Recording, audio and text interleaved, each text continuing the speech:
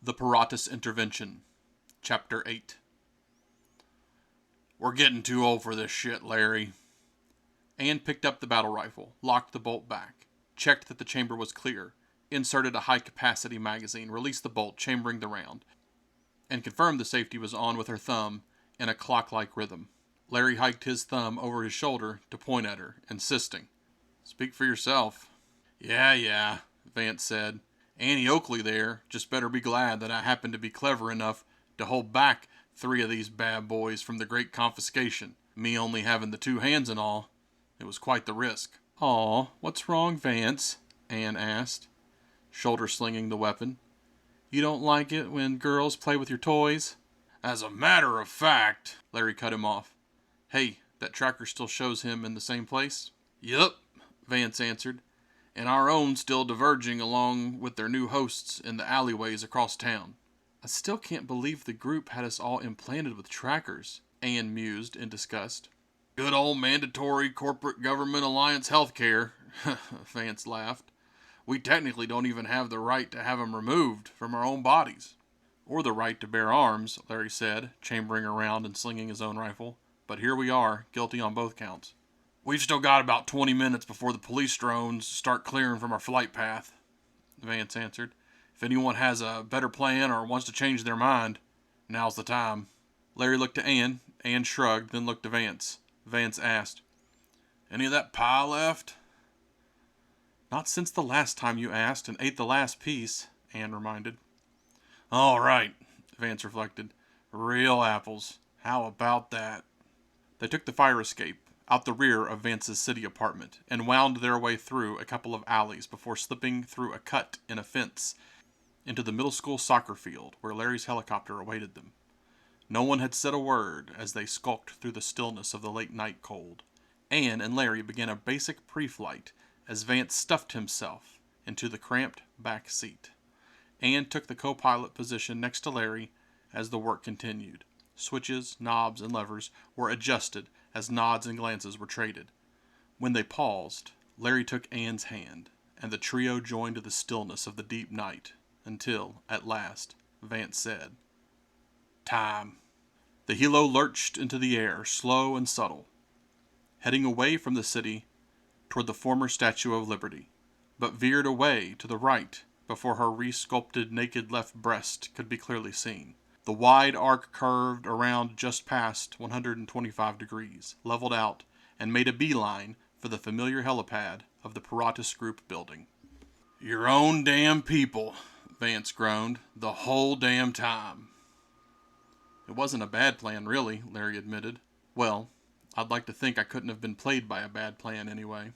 "It's always the punch you never see coming that rings your bell," Vance mused. "It can't be any other way."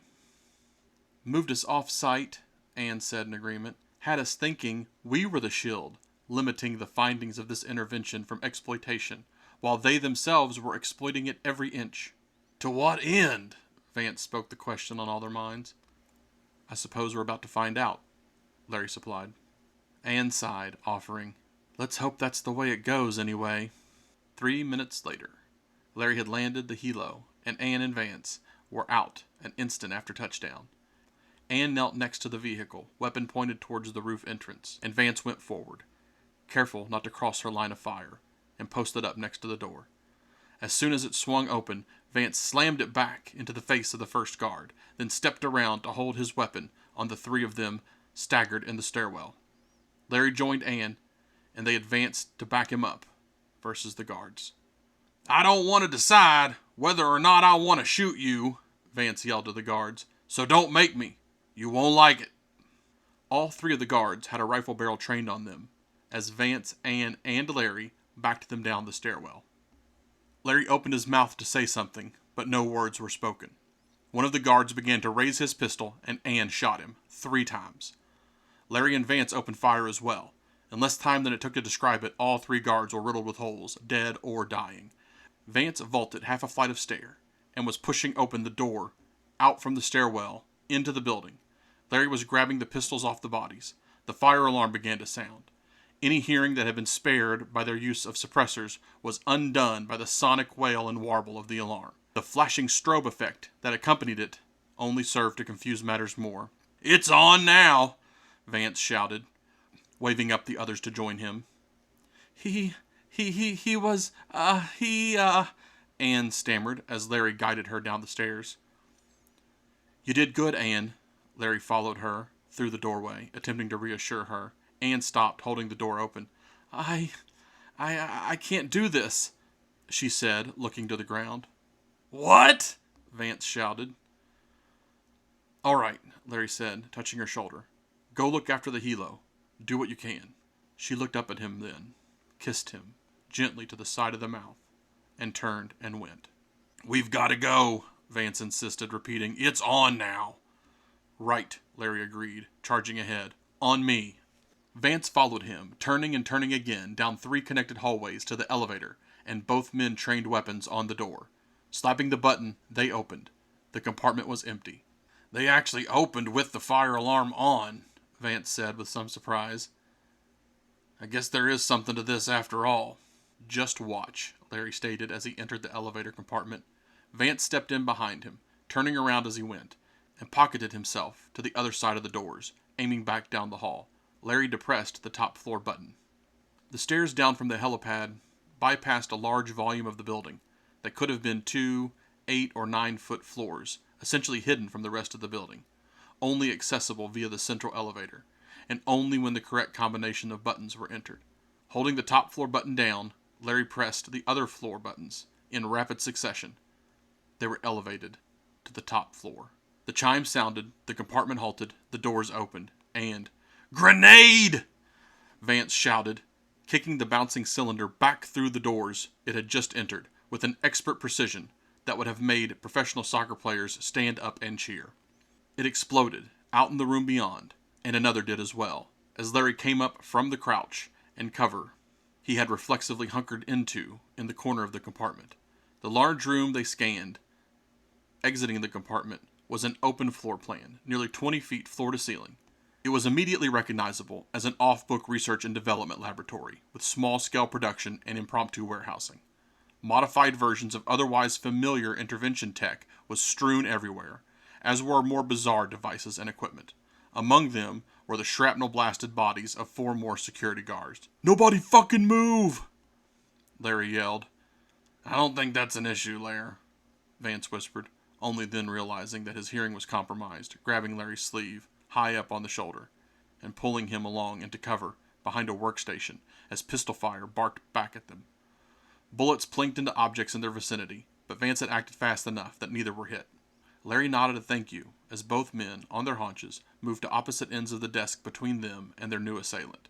Larry popped up and fired several shots into the room beyond as Vance moved, in a running crouch, past other desks to get a different angle, but he did not see what Larry saw.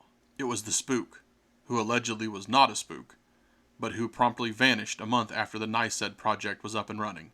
Mr. Daniel Smith. Larry saw him step into cover behind some kind of large locker-like storage crate. It was Vance's turn to fire so Larry could move. Vance did so, but Larry held fast.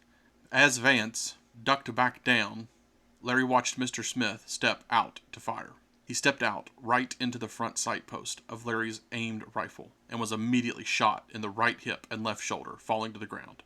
Larry changed magazines and signaled Vance, 2 fingers forward, when he completed. Both men cautiously converged on the bleeding Mr. Smith.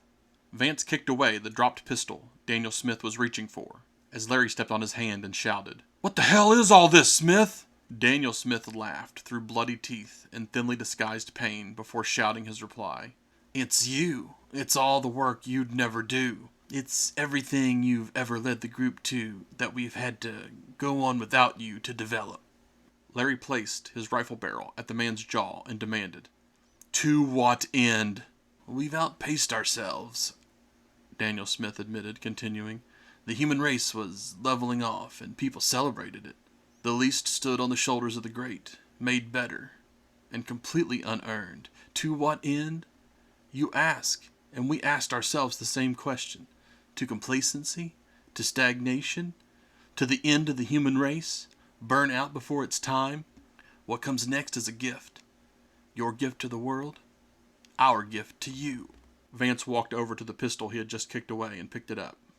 Larry got in the man's face. "What are you talking about? Speak plainly." Daniel Smith pointed up. Then his eyes rolled into the back of his head, and he died. Larry and Vance both looked up to what appeared to be an observation platform of some kind. A glass-enclosed supervisor's office stood on stilts over part of the floor.